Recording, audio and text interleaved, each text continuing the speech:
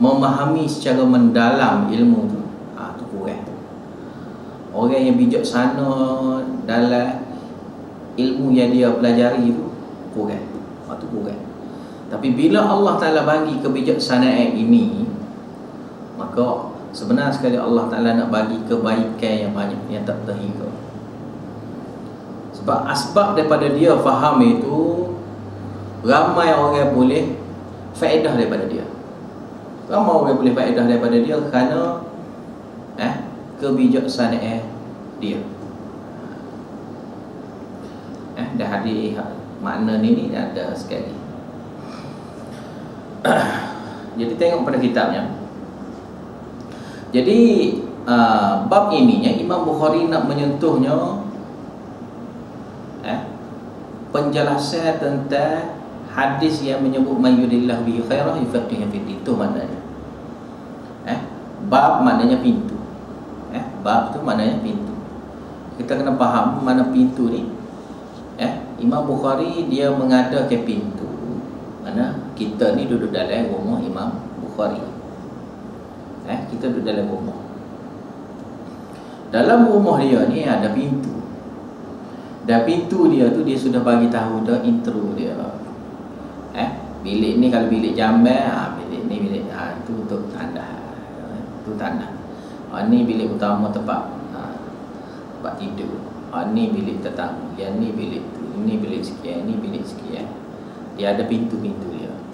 Jadi ni pula pintu yang nak menerangkan di dalam pintu ni penerangan tentang hadis ataupun lafaz hadis yang berbunyi siapa yang Allah Ta'ala ingin berikan kepada dia kebaikan yang banyak, nescaya Allah Ta'ala akan memberi dia faham agama. Jadi nak menyentuh secara mendalamnya ilmu ni tentang hadis ni. Sebab hadis ni walaupun pendek, tapi makna dia tu dalam. Makna dia tu dalam. Dan tujuan kita belajar ilmu ni pun kita nak mengetahui ilmu agama ni, ilmu wahyu ini secara mendalam.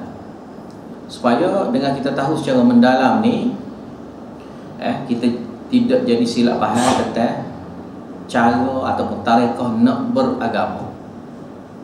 Nak beragama tu kita jadi tak silap. Wa bihi qala hadatsana Sa'id ibn Ufair, dengan sanad yang sampai kepada Al-Bukhari, berkatanya Imam Al-Bukhari telah menceritakan kepada kami Sa'id bin Ufair. Sa'id bin Ufair adalah Al-Misri. Dia ni Al-Misri. Ufair ayah, di situ dia ayah bin Ufair kan? Bin Ufair tu ayah dia tu bukan Ufair. Ayah dia tu bukan Ufair. Ayah dia, nama ayah dia nya Kathir. Ufair itu nama tok dia. Nama tok. Nama Sa'id bin Ufair nama dia. Bin Ufair tu bukan ayah dia, tapi nama tok dia. Sebab apa gitu? Kerana nama atuk tu lebih masyhur daripada nama ayah dia. Jadi Sa'id bin Ufair, maksudnya sebenarnya kali nama dia nya Sa'id bin Kathir bin Ufair. Gitu. Meninggalnya pada tahun 226. Qala, dia berkatanya haddatsana Ibnu Wahb. Telah menceritakan kepada kaminya Ibnu Wahab. Ibnu Wahab tu bin Wahab maknanya anak lelaki kepada Wahab. Jadi nama dia apa? Nama dia nya Abdul nama dia nya Abdullah. Nama dia nya Abdullah bin Muslim. Abdullah bin Muslim. Tapi orang panggil dia tu bin Wahab. Nama tok juga.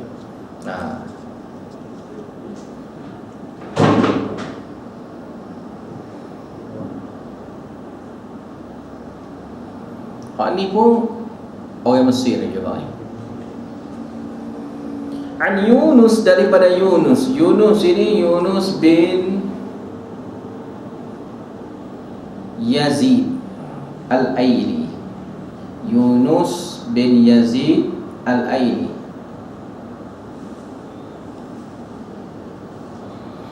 Yunus bin Yazid Al-Aili.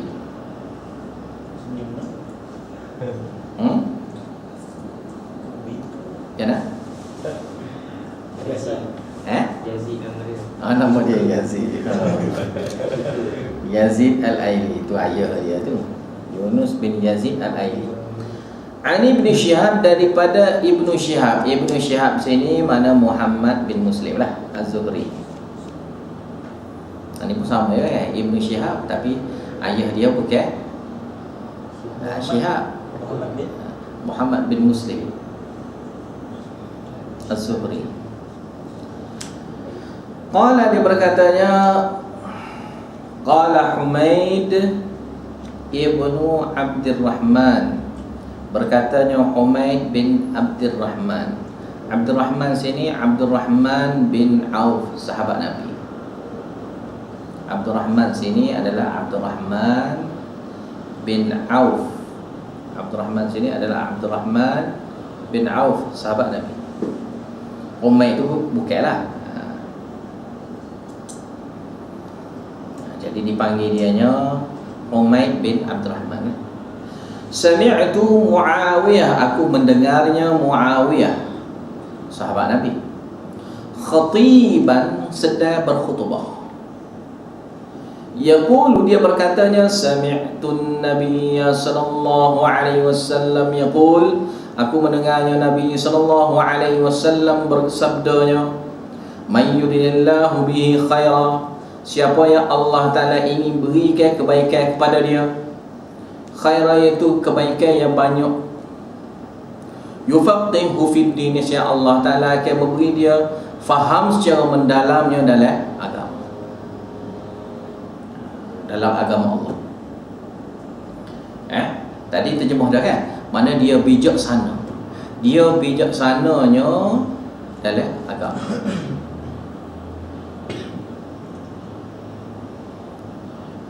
Itu dia mengerti tentang ilmu-ilmu yang dalam, ilmu-ilmu yang halus, yang mana orang biasa ni tak faham. Orang biasa tak nampak. Kadang-kadang orang tu title ustaz pun tak nampak. Tak nampak. Sebab bijaksana ni betul anugerah Allah Ta'ala. Bukan semua orang yang belajar tu jadi bijaksana, tapi dia jadi cerdik lah. Siapa yang belajar dia jadi cerdik. Sebab Allah Ta'ala, dia waktu turunnya Al-Quran, dia marinya hadis, sebenarnya kali nak suruhnya manusia ni cerdik. Nak suruh manusia ni cerdik. Bukan apa, kalau kita tengok pada orang-orang kafir, kita tengok pada orang-orang kafir. Orang-orang kafir ni dia tak belajar apa. Tapi dia belajar benda hak dunia ni, sehingga kalau kita tengok pada ilmu dunia dia tu hebat.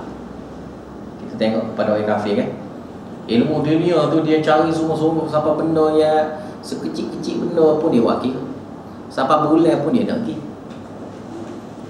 Kalau kita nak fikir orang dia nak pergi bulan nak depot sini, tapi dia tu boleh nak pergi bulan nak depot sekejap situ. Jadi dia boleh fikir kita tak fikir dah kita.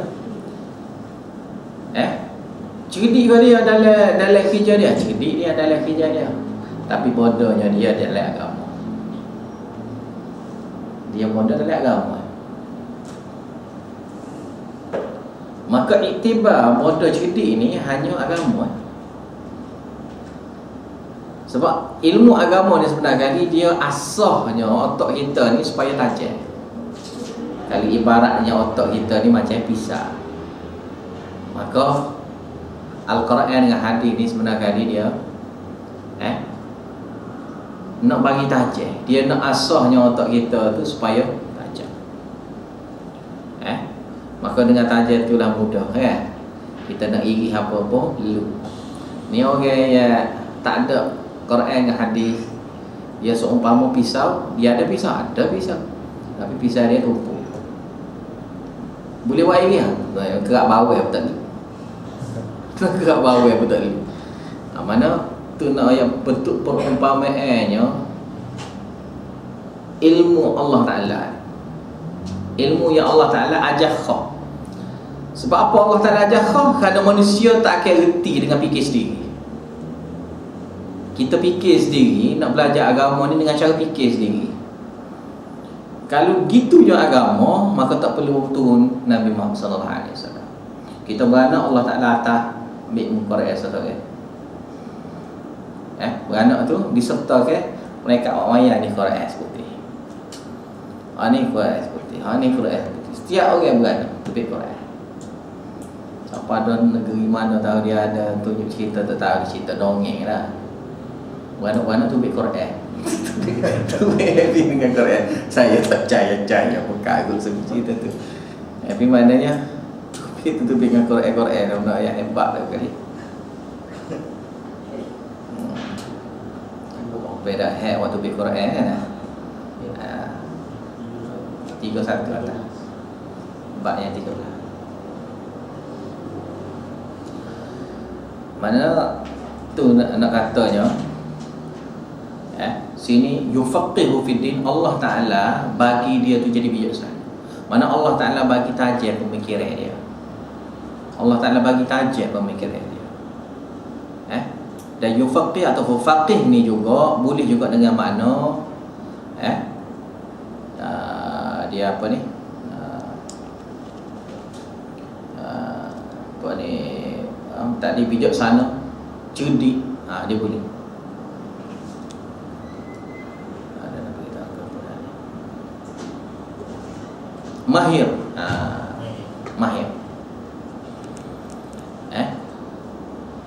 Mana dia memahami agama ni, siapa yang Allah Ta'ala nak bagi kebaikan kepada dia je, Allah Ta'ala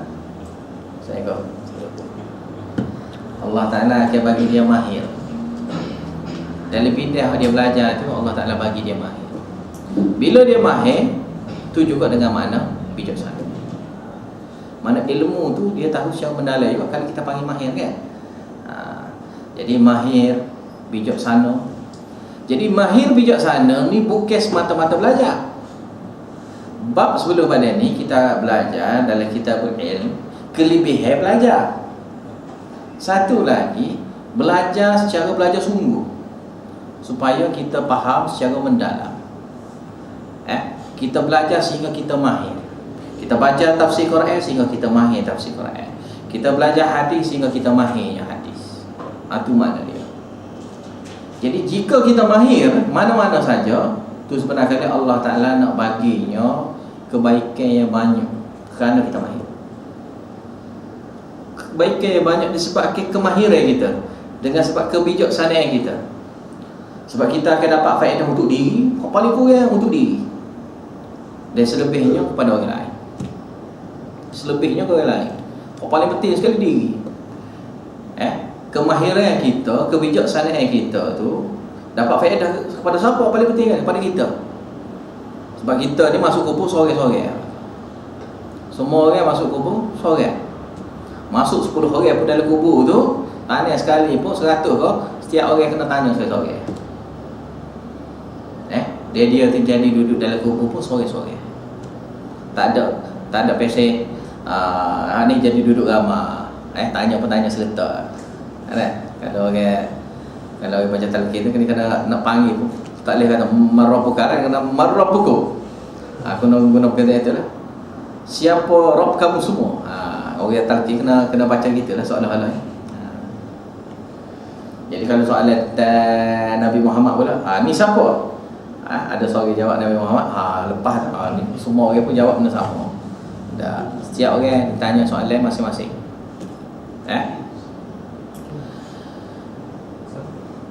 Jadi sambung sininya yufaqihu fid din, Allah Ta'ala akan bagi dia tu bijaksana dalam agama. Bila bijaksana dia tu dalam agama, itulah tanda Allah Ta'ala nak bagi kebaikan yang banyak.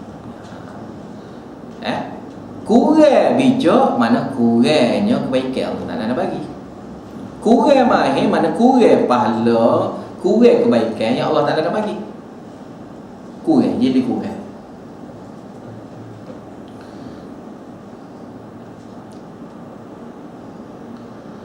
Waktu kurang kalau tak ada, tak ada, dia bukan nak bagi kebaikan. Bila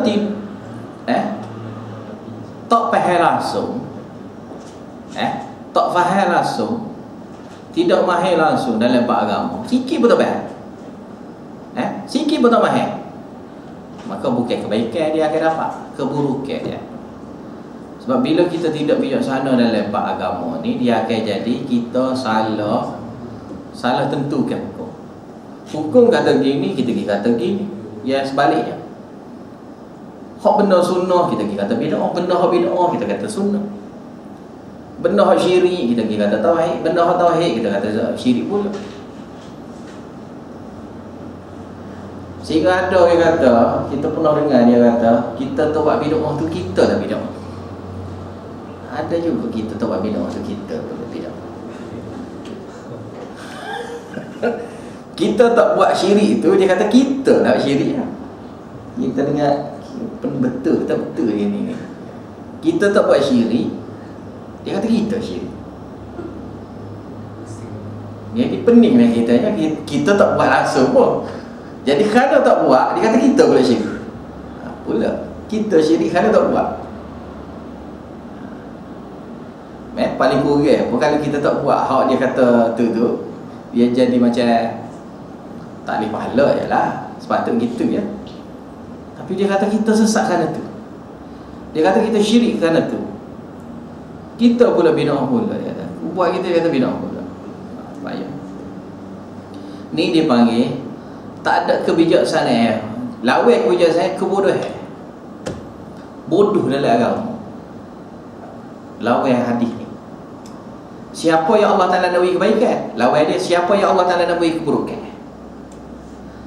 Orang nak bagi kebaikan, Allah Ta'ala nak bagi kebaikan kepada dia, Allah Ta'ala akan bagi dia faham agama. Allah Ta'ala akan nak bagi keburukan kepada dia, Allah Ta'ala akan bagi dia ni bodoh tentang agama. Bodoh dalam agama. Orang kata gini, dia faham benda lain. Ni tujuan ayat Quran ni, tujuan lain. Dia kata ni nak buat maulid Nabi, dia kata hak ni nak buat tahlil, hak ni buat tu. Dia jadi silap guna belakang. Tahlil tu sepatutnya kalimah tauhid, tapi dia pergi buat apa? Dia buat dengan tiku. Okay, tahlil kan la ilaha illallah. Penting tu perkataan la ilaha illallah tu. Kalimah tu kalimah tauhid. Siapa yang mengucap perkataan itu adalah mengucapkan perkataan tauhid. Tetapi amalan dia tu tidak tauhid. Dia sebut saja perkataan dia, perkataan tauhid, amalan dia tidak tauhid. Jadi dia dihiaskan oleh syaitan. Tak apalah mu sebut ni perkataan tauhid dah, tak akan jadi syirik, dia kata. Nak jadi bid'ah apa? Perkataan itu la ilaha illallah. Bila la ilaha illallah, dia kata boleh pahala, mesti boleh pahala perkataan tauhid. Lepas tu dia peso lah pula ya, timbangan apa? La ilaha illallah tu, bila ditimbang la ilaha illallah tu, nescaya akan beratlah mengatasi segala-galanya amalan. Bila ditimbang la ilaha illallah. Jadi dia kata bagi banyaklah la ilaha illallah. Kalau kira-kira sungguh dia nak kira tu, cukup dia kira satu ya, la ilaha illallah. Cukup dia kira satu la ilaha illallah ya. Sebab satu kalimah la ilaha illallah tu habis dah timbangnya. Siapa menyebut la ilaha illallah tu pun masuk syurga dah dia. Baik dia guna hadis tu. Ataupun hadis yang kata timbang la ilaha illallah tu berat la ilaha illallah. Jadi paling mudah sekali kita kiranya la ilaha illallah. Banyak mana? Sekali. Kalau kira-kira, kalau kira logik sangat. Mana kira kita kira tu banyak mana? Kita kira satu. Lepas tu dah kira boleh satu untuk semua. Niat ialah senang. La ilaha illallah untuk seluruh dunia. La ilaha illallah untuk seluruh dunia sepanjang zaman.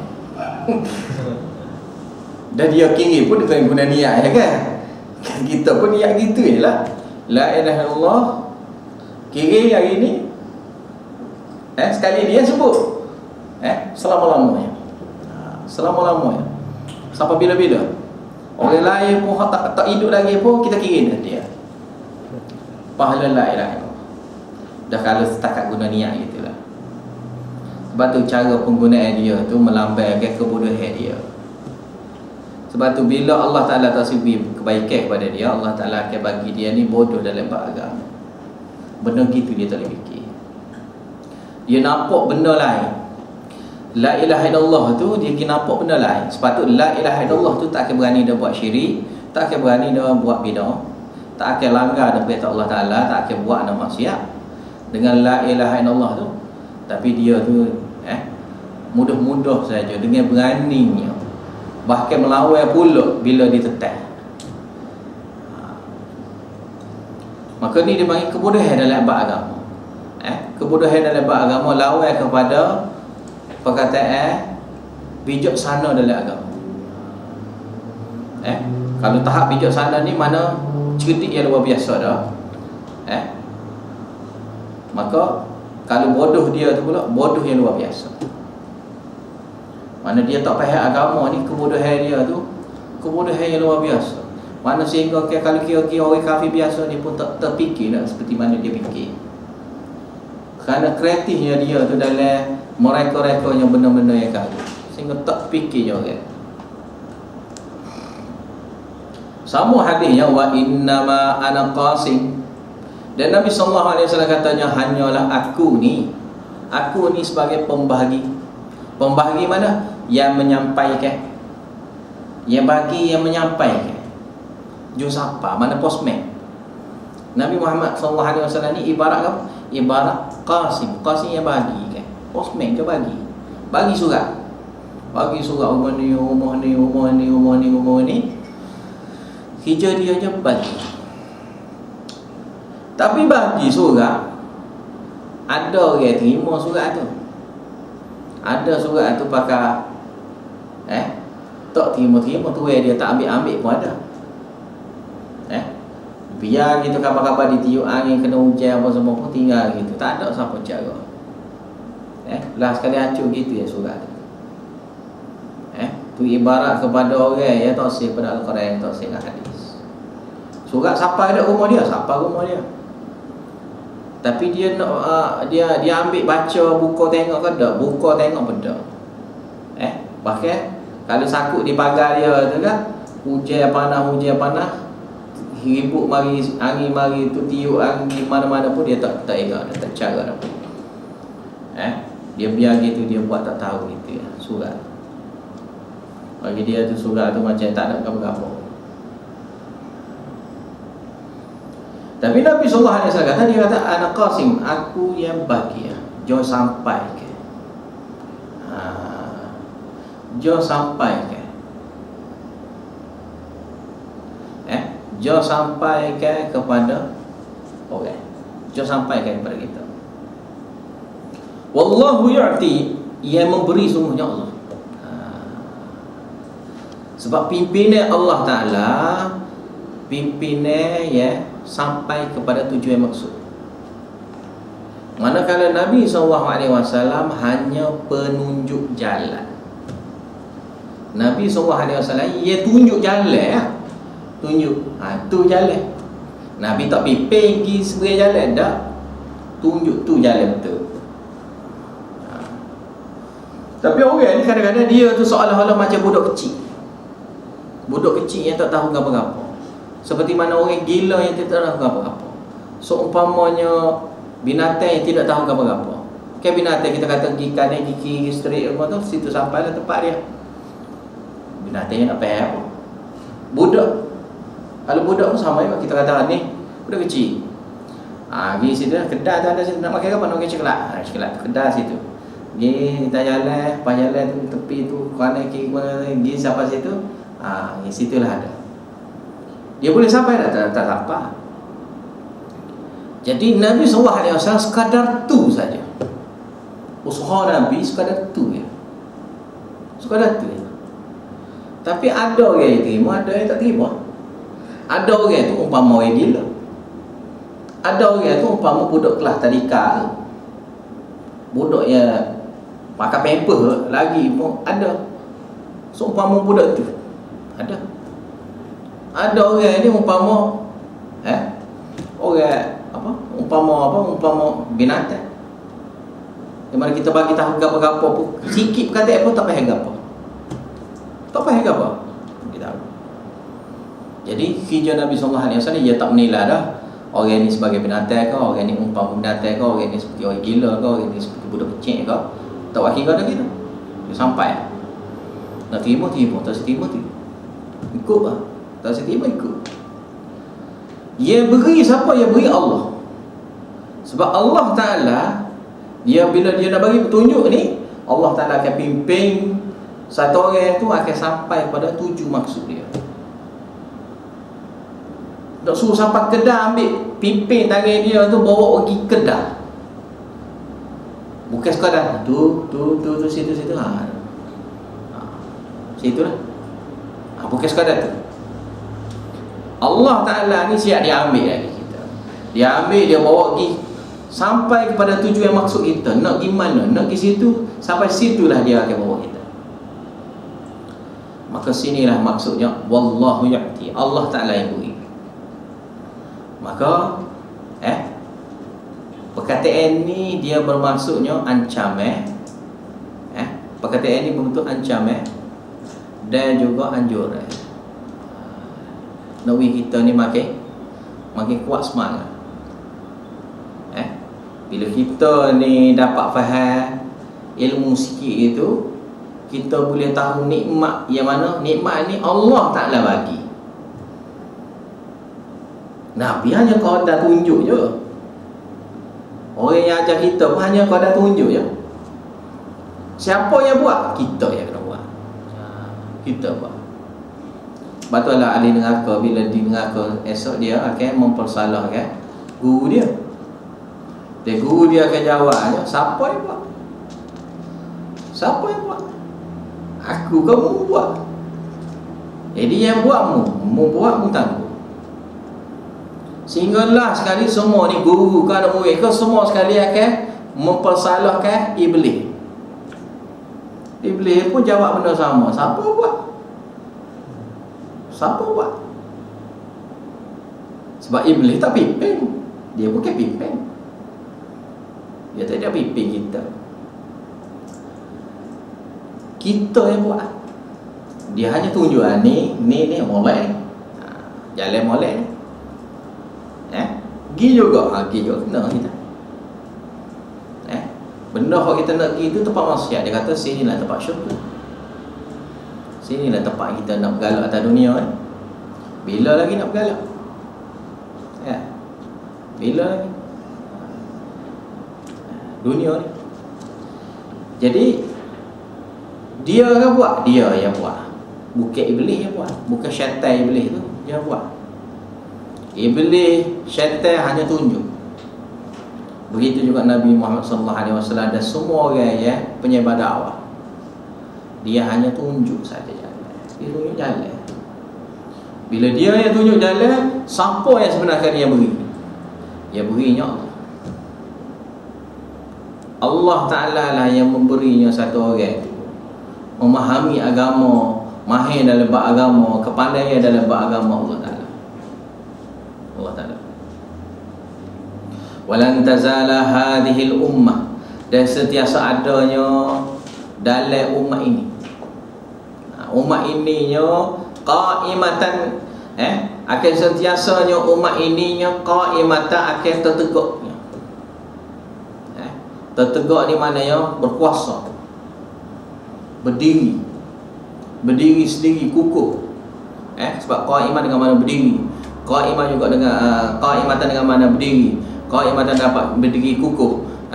So lagi dengan mana tertegak. Qaimah juga dengan mana tertegak.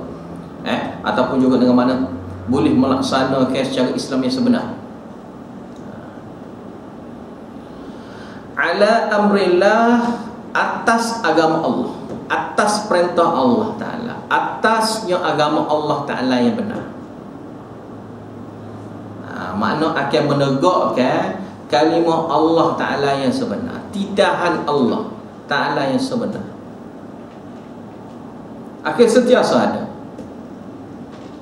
akan sentiasanya ada di dalam di kalangannya umat Nabi Muhammad sallallahu alaihi wasallam.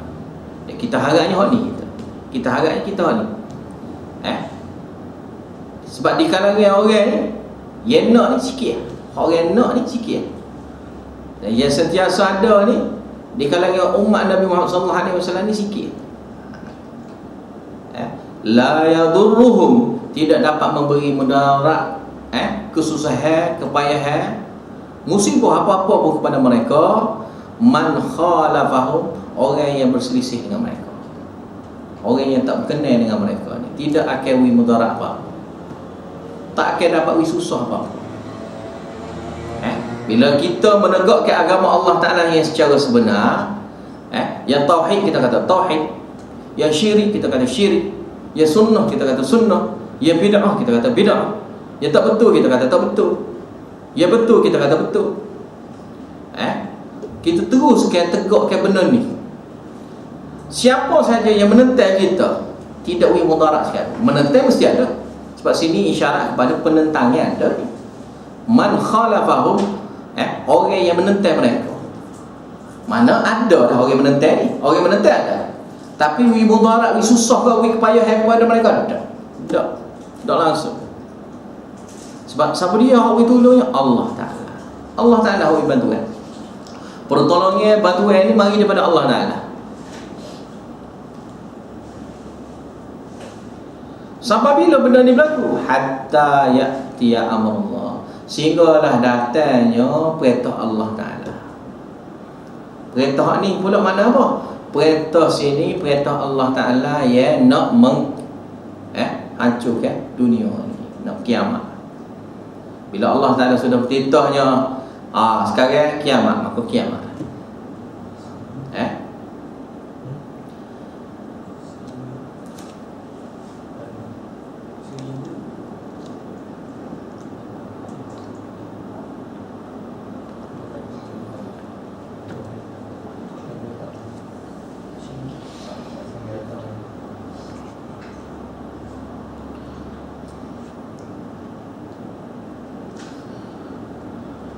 Itu maksud hadis ni, hak dalam bab ni nak bagi tahunya kemahiran kita, kebijaksanaan kita dalam agama. Kita belajar tu siapa mahir, kita belajar tu siapa bijaksananya.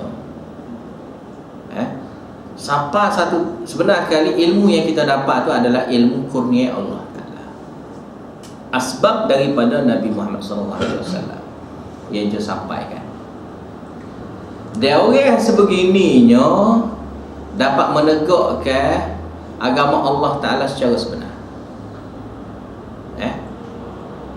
Dan siapa yang melawan mereka ni, orang yang menegakkan agama Allah Ta'ala secara sebenar ni, siapa saja yang lawan mereka ni, mereka ini tidak dapat, tak kena sikit apa pun mudarat, kesusahan, kepayahan tak kena pun pada mereka. Kerana mudarat ni mari daripada siapa? Mudarat mari daripada Allah Ta'ala. Manfaat kebaikan pun mari daripada Allah Ta'ala. Dalam apa, kita ada baca dalam apa, dalam tidak sami Allah liman hamidah rabbana lakal hamd hamdan katsiran tayyiban mubarakan fi ila wa mil as-samawati wa mil ma bainahuma wa mil ma syi'ta min syai'in ba'd. Lepas tu ada perkataan yang kita tambah lagi dalam hadis, ada sebut Allahumma la mani'a lima a'tait wa la mu'tiya lima mana' wa la yanfa'u dzal minkal jadd. Kita baca tu. Mana apa situ? Allahumma la mani'a lima a'tait. Ya Allah, tidak ada yang boleh menyekat. Mani'a, la mani'a lima a'tait, akan perkara yang engkau beri. Tak ada siapa boleh sekat. Kalau Allah Ta'ala, kalau kamu nak bagi Allah, tak ada siapa boleh sekat. Wala mu'tiya lima mana', dan tidak ada siapa pun boleh bagi kepada kita jika Allah Ta'ala sekat. Sebab Allah Ta'ala yang boleh sekat. Kebaikan apa semua ni Allah Ta'ala yang bagi. Orang ini dapat, orang ini tak dapat. Musibah pun Allah Ta'ala kata orang ini dapat musibah, orang ini tak. Jadi sininya pergantungnya hidup kita ni gantung hidup pada Allah Ta'ala 100%. Kita baca sentiasa benda ni di dalam solat. Kalau tak ingat kena hafal lah ni, sebab ni di dalam hadis ada sabit. Kita baca selepas sami'allahu liman hamidah. Rabbana lakal hamd. Hamdan katsiran tayyiban mubarakan fi. Mil al-ard wa mil as-samawat wa mil ma bainahuma wa mil ma syi'ta min syai'in ba'd. Lepas tu ada sebutnya Allahumma la mani'a lima a'tait wa la mu'tiya lima mana' wa la yanfa'u dzal jaddi minkal jadd. Kata dia baca tu. Begitu juga lepas pada solat dianjurkan juga baca yang ni. Itu kita bacanya Allahumma la mani'a lima a'tait. Baca juga. Dalam solat pun baca, lepas solat pun baca. Inilah zikir. Ni Allahumma la mani'a lima a'tait. Satu perkataan yang memberi maksud penyerahan kita ni, kita nak seluruh hidup pada Allah Ta'ala. Siapa saja nak bagi kebaikan kita, tak akan sampai kebaikan kita kalau Allah Ta'ala sekat. Musibah apa pun tak akan sampai pada kita kalau Allah Ta'ala sekat. Kebaikan pun tak boleh. Kalau Allah Ta'ala sekat, tak dapat. Maka ni pun gitulah juga. Ilmu ni kalau Allah Ta'ala sekat, kita tak boleh ilmu. Kemahiran, kebijaksanaan dalam agama, bila Allah Ta'ala sekat, kita tak akan dapat kebijaksanaan. Kemahiran tu tak ada. Ya, usinya bila Allah Ta'ala sekat tu, kita akan jadi kebodohan. Bila sekat tu, yang akan jadi apa? Dia jadi kebodohan. Sebab bila sekatnya bijaksana, akan jadinya kebodohan. Mana Allah Ta'ala baginya kebodohan kepada kita. Tu usi. Kebodohan dalam bab dunia tak apa lagi, kebodohan dalam bab agama.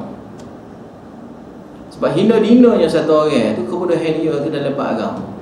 Bila dia sampai tahap bodoh dalam agama, berat. Sekadar biasa tak tahu gitu, tak apa lagi. Kalau tahap bodoh dalam bab agama tu berat. Sebab bila belajar pun, dia faham benda lain. Dia faham sesuai dengan hawa nafsu dia juga. Itu berat. Jadi hadis ni sebenarnya kali nak ancaman kepada kitanya, belajar kena lebih faham. Belajar ni kita kena belajar siapa lagi kita faham. Belajar kita ni siapa kita ni bijaksana dalam bab ilmu. Kita belajar ni siapa kita mahir ilmu kita belajar. Kena siapa begitu. Bila kita sampai tahap tu, kita akan dapat kebaikan banyak. Anugerah Allah Ta'ala nak bagi pun banyak. Kalau kemahiran, kebijaksanaan itu sikit, maka kebaikan kita dapat sikit. Sikit mungkin ya. Kita makan nasi pun tak sikit, nak makan banyak. Gapa-gapa pun kita nak banyak. Semua manusia ni nak pasing banyak. Tak sikit, mana ada pasing sikit. Sebab sikit ni dia panggil tak sempurna. Separuh ni tak sempurna. Gapa-gapa pun separuh, tak sempurna. Separuh ni jadi tak sempurna. Macam kalau kita kata kita nak anak, kita boleh anak separuh ada. Tangan ada sah, kaki ada sah. Sempurna tak sempurna. Jadi kita manusia ni dia nak ya, kalau boleh anak tu boleh anak sempurna. Ada tangan, ada kaki, ada semua sempurna. Tu anak. Sebab memang sifat manusia ni dia nak ke arah sempurna. Kalau kereta, dia nak ke kereta sekerak. Mana dia kereta sekerak gitu. Tak sih kereta sekerak. Dia naknya kereta seputih kereta tu. Kereta saja tak ada tayar. Tak ada tayar nak bergerak macam mana? Tak ada tayar. Kereta saja comel apa? Enjin tak ada. Nak buat apa? Enjin tak ada. Maka sifat manusia tu nak sempurna dah dalam bab dunia. Takkanlah dalam bab agama ni tak sempurna. Seolah-olah kita ada kereta. Ada kereta, enjin tak ada. Steering tak ada. Lain ada, semua ada steering tak ada. Nak bawa kan steering tak ada. Jadi kita naknya sempurna. Tahap kita tahu tu tahu dengan mendalam dalam bab agama. Maka hadis ni nak ajar supaya kita belajar sampai tahap mana? Tahap dia tahap mahir. Sebab tahap mahir barulah dapat kebaikan. Tak mahir boleh menyebabkan bahaya kepada orang tu. Bahaya ke apa? Dia akan jadi silap faham tentang agama. Hadi orang benda lain, dia faham benda lain. Agama mana orang belajar gitu? Agama mana? Dia belajar ke dah? Dia belajar hadis. Tapi hadis yang dia belajar tu dia tak faham tentang hadis tu. Maka akan jadi rosak pemahaman kerana dia sendiri pun tak faham. Dia sendiri tak faham, patut nak bagi tahu orang pula nak suruh faham macam mana? Jelas sekali semua orang tak faham. Dia sendiri tak faham, orang ramai awak belajar dengan dia pun tak faham. Tak faham juga. Dan dia balik rumah dia ajar anak bini dia, anak bini dia pun tak kerti jadi. Itu bahaya. Habis itu yang bab yang ke-14.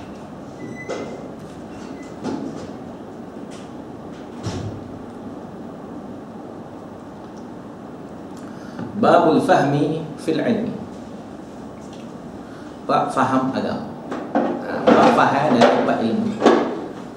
Mana penting kan? Hak ni kan lanjutan daripada bab tadi ya. Ni lanjutan daripada bab tadi. Cuma sini dibahas khususnya dalam bab dalam maksud memahami ilmu itu siapa faham. Mana belajar tu siapa faham. Kita apa-apa pun kita nak belajar siapa faham. Macam kita makan nak siapa kenyal lah. Makan air kenyal. Minum air hilang dahaga, siapa tahu hilang dahaga dia. Minum air tu siapa tahu hilang dahaga. Makan ubat siapa boleh sembuh. Ubat tu kata banyak tu kita makan sikit. Ataupun makan jari-jari. Orang kata kita makan sentiasa hari-hari nak makan, kita tak makan jari-jari. Maka penyembuhan tu jadi tak ada kerana kita tak makan. Kerana kurangnya kita tu. Jadi sini dalam bab ilmu ni juga kita belajar sehingga kita faham. Sebab faham tu dapat faedah. Kalau tak faham, apa faedah? Sebab tak faham sama saja dengan tak belajar. Kita belajar, faham ke tak faham? Tak faham, jadi sama Sama saja masa tak belajar pun tak faedah. Belajar pun tak faham juga. Belajar tak faham juga, jadi faedah apa gitu? Jadi tak ada faedah, macam rugi masa. Jadi belajar ni sebenarnya dia tahap siapa faham. Baca siapa mendalam hadis belum. Hak ni paling kurang pun ilmu tu kita faham dah. Ilmu tu faham tak? Faham. Di sini juga al-fahm juga boleh juga diterjemahkan dengan makna mahir pun boleh juga. Faham dengan makna mahir pun boleh juga.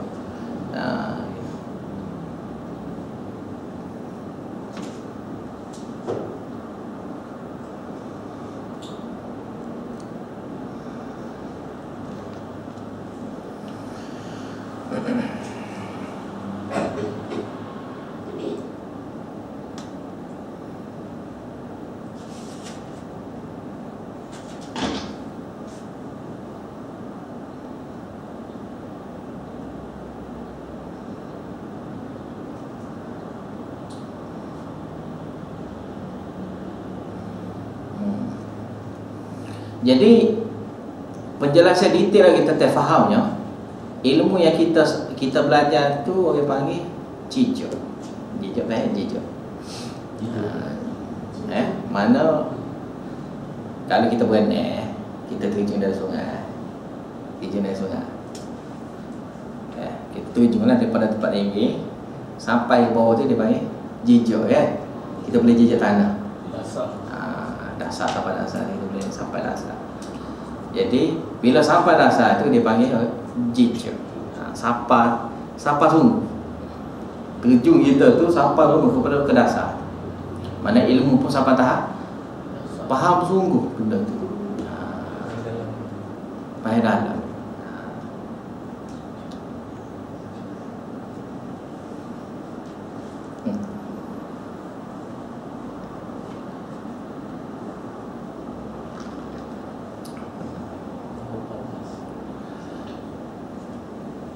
Wabi qala hadatsana Ali bin Abdullah qala hadatsana Sufyan qala qala li Ibnu Abi Najih An Mujahid qala sahibatu Ibn Umar ila al-Madinah falam asma'hu yuhaddithu an Rasulillah sallallahu alaihi wasallam illa hadithan wahidan qala kunna 'inda an-nabiy sallallahu alaihi wasallam fa utiya bi jummarin qala inna min asy-syajar syajaratan mathaluha kamathal muslim fa aradtu an aqula hiya an-nakhlah fa idza ana asgharul qaum fasakattu qala an-nabiy sallallahu alaihi wasallam hiya an-nakhlah hiya an-nakhlah.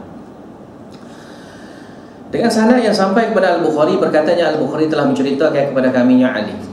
Ali itu Ali bin Abdullah Al-Madini. Qala, dia berkatanya haddatsana Sufyan, telah menceritakan kepada kami Sufyan, yaitu Sufyan ibnu Uyainah. Qala, dia berkatanya qala li ibnu Abi Najih, telah menceritakan, telah berkatanya kepada akunya ibnu Abi Najih. Ibnu Abi Najih ni nama dia sebenarnya Abdullah. Nama ayah dia adalah Yasar, tapi orang panggil dia Ibnu Abi Najih Al-Qadri. An Mujahid, daripada Mujahid.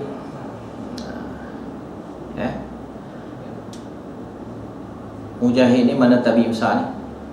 Mujahid ni kalau kita belajar dalam tafsir, kita belajar tafsir, antara ulama tabi'in yang hebat dalam bab tafsir antaranya Mujahid. Jadi dia ni antara ulama tafsir yang terkemuka. Dia dan Imam Bukhari dalam kitab tafsir dia ada sebut banyak kali juga huraian tafsir daripada Mujahid. Mana nak Imam Bukhari pun buat kira juga. Mana Imam Bukhari juga menukil ilmu-ilmu yang mari daripada Imam Mujahid. Mujahid sini nama dia Mujahid bin Jabr. Mujahid bin Jabr Al-Jabr bin Jabr saya.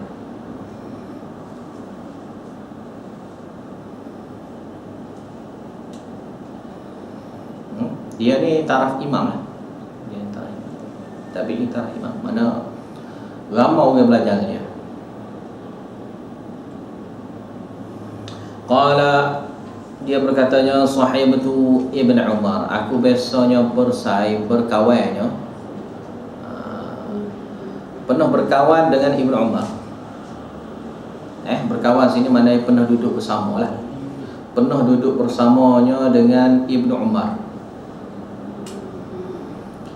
Ilal Madinah, semasa di Madinah.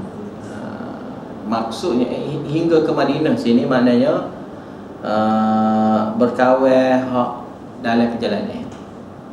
Berkawan dalam perjalanan. Mana teman ketika dalam perjalanan.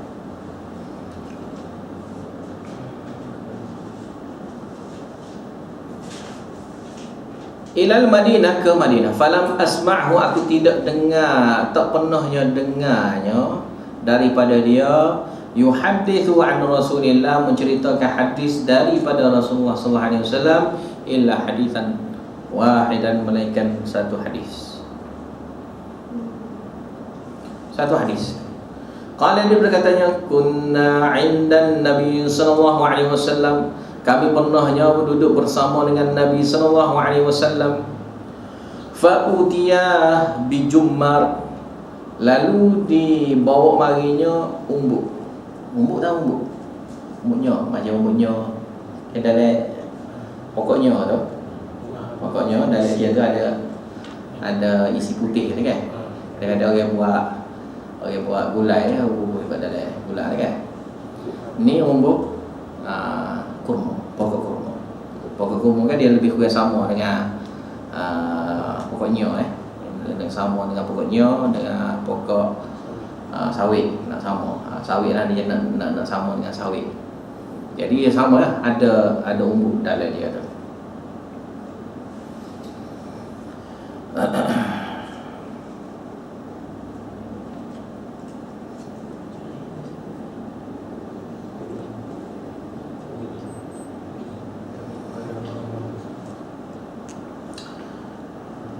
Jadi ada orang bawa mari umbuknya pokok kurma. Qala, dia berkatanya, inna minasyajar syajaratan masaluha. Tengok sini kan ada orang bawa mari dah umbuk pokok kurma. Jadi Nabi pun bila nampak benda tu, bila sampai benda tu, Nabi pun cerita, inna minasyajar, sungguhnya di kalangan banyak-banyaknya pokok ni, syajaratan, adanya satu pokok, masaluha, perumpamaan ia, kama masalul muslim, seperti mana perumpamaan satu orang Islam.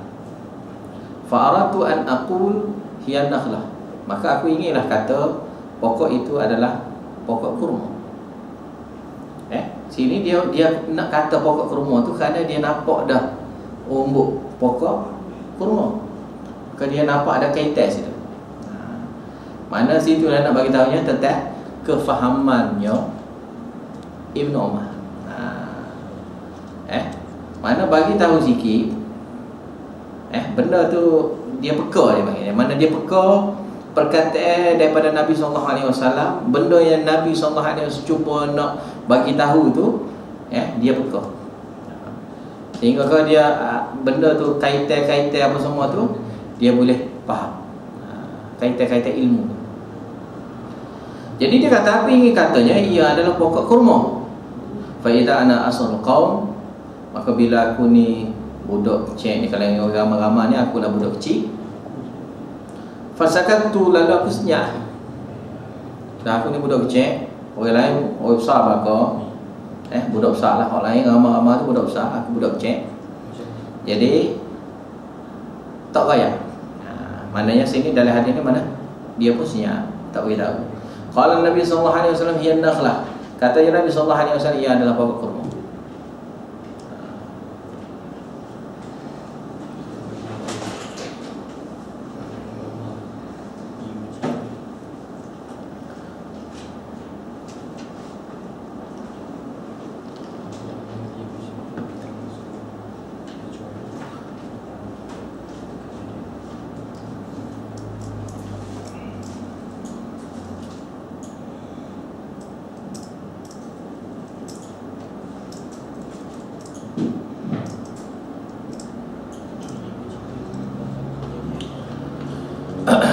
Bab yang seterusnya, babul irtibat fil ilmi wal hikmah.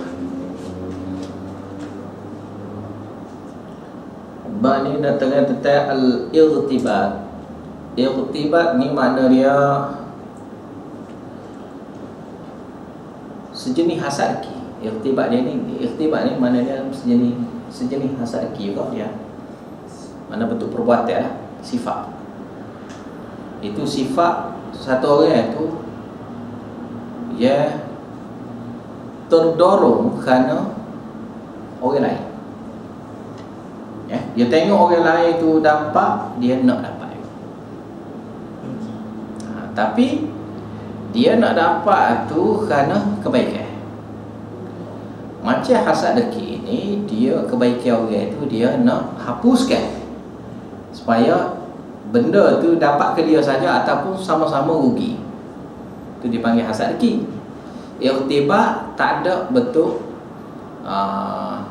kita bukan nak suruhnya ilmu orang tu jadi kurang, benda ada dengan orang tu jadi kurang, ataupun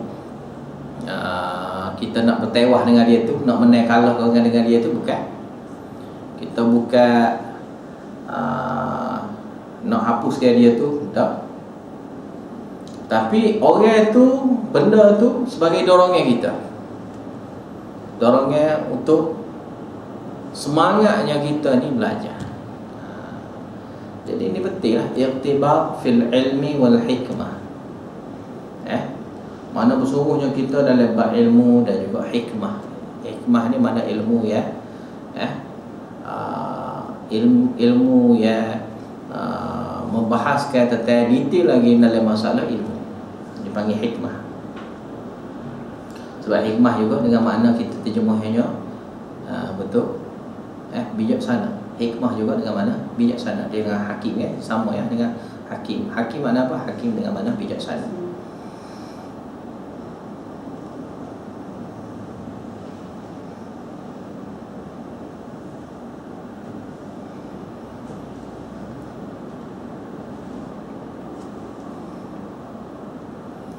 Jadi bukan benda yang lain-lain tu.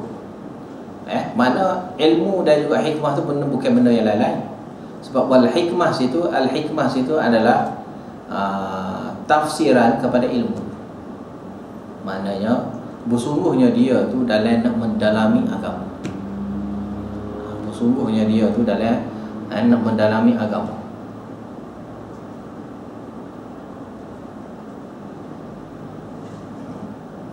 Beza dengan hasad. Hasad adalah bentuk nak menghapuskan daripada orang itu. Jadi maghbut ni ataupun ghabtah ni hanya sekadar dengki, sejenis dengki, tapi dengki untuk kebaikan. Tapi tak dia nak terjemah dengki dia, bukan dengki dah lagi. Dia panggil ghabtah. Bersaing ni. Bersaing mungkin. Tapi bersaing pun makna lain. Sebenarnya kali ni kira dengki lah. Sejenis makna dengki, tapi dengki bukan dengki untuk khana. Tapi dengki dia ni sebagai dorong yang untuk kuat lagi dia belajar nampak iri hati pun hasad lagi. Lebih kurang hasad lagi hasad lagi kan. Hasad je lah, dia panggil hasad je lah. Tapi Arab dia tak panggil hasad, sebab hasad ni hanya hasad lagi saja. Dia panggil ghabtah. Ini adalah ghabtah. Mana tahap ghabtah ni mana bersungguhnya kita tu untuk mendapatkan ilmu. Bersungguhnya kita untuk mendapatkan ilmu. Sebab ya ada satu perkataan yang saya tak ingat nak beritahu. Tu ya. Motivasi. Tak ingat nak beritahu. Tak kelihatan nak beritahu tu. Kenapa dia? Saya terjemah secara tafsir. Terjemah secara tafsir lah. Maknanya tajuk tafsir maknanya ghabtah. Dia adalah ghabtah, iaitu sejenis hasad deki yang tidak ingin kosong, tak inginnya hilangnya daripada orang tu. Asbab daripada deki kita tengok orang tu ilmu tinggi, kita bukan nak menghapuskan orang tu, tapi kita dengan dia tu sebagai dorongan kita tu nak jadi nak sama macam dia ataupun nak lebih pada dia. Jadi motivasi gitu lah. Inspirasi. Ini inspirasi ke apa. Tapi dia sejenis deki. Tapi deki dia ni tujuan dia bukan untuk menghapus. Dia bukan untuk dizawal, bukan untuk menghapuskan benda kebaikan yang ada pada orang. Tak. Orang tu ada ilmu. Dia bukan nak menghapuskan orang tu daripada ada ilmu tak. Mana dia kira macam nak bertewah, tapi bertewah dia tu bukan untuk menghapuskan orang tu. Bukan untuk ilmu daripada orang tu. Kalau boleh dia nak kata orang ni adalah tak betul. Dia tak ada kata gitu. Dia mana tahap dianya tahap hanya sebagai dia pandai, aku nak lebih pandai daripada dia. Dia kaya, aku nak lebih kaya daripada dia. Tu ya dia. Dia kaya, tapi aku nak lebih kaya daripada dia. Nak lebih kaya. Tapi bukannya dia kaya. Dia ada deki. Dia ada hasad deki. Hasad deki dia, kita kena buat sesuatu supaya dia ni terhapus. Mana kaya dia tu jadi hilang, musnah. Tu dia panggil hasad deki. Sebab tu hasad ni bahaya bila idza hasad. Qul a'udzu billahi min syarri ma khalaq, min syarri ghasiqin idza waqab, min syarri nafatsati fil 'uqad, wa min syarri hasidin idza hasad. Daripada keburukan orang yang menghasad, orang yang hasad deki ketika dia melakukan hasad deki. Hasad ni mari daripada hati je. Tapi bila dia melaksanakan hasad deki dia tu dengan menghapuskan, dia buat tindakan-tindakan untuk menghapuskan kita, tu yang membahayakan kita. Sebab deki dia ni dia bukan deki seorang. Sebab deki dia tu dia akan nak buat penghapusan. Dia nak buat penghapusan, dia nak buat musnah. Kalau kita jenis orang berduit, dia nak suruh kita jadi bankrupt. Kalau kita jenis orang berilmu, mana nak suruhnya orang orang agak kita ni macam tak ada ilmu, seolah-olah gitu. Dia memperlekehkan apa semua, dia akan kata gitu. Contohnya zaman kaya dia kata Wahabi. Tu ni dipanggil perkataan-perkataan gitulah. Perkataan Wahabi, perkataan sesat. Betul. Dia mengeluarkan perkataan-perkataan itu, tujuan dia untuk penghapusan. Dia panggil satu perkataan jurh, satu perkataan untuk melukakan. Dia panggil jurh, satu perkataan untuk melukakan orang lain. Melukakan orang lain sini maksudnya supaya orang faham ramai-ramai ni kita ni orang terbaik. Dia panggil jurh. Itu dia panggil buat tuduhan ataupun buat label, melabelkan orang. Melabelkan orang ni biasanya mari daripada hasad. Mari daripada perkataan hasad deki. Mari daripada perkataan hasad deki.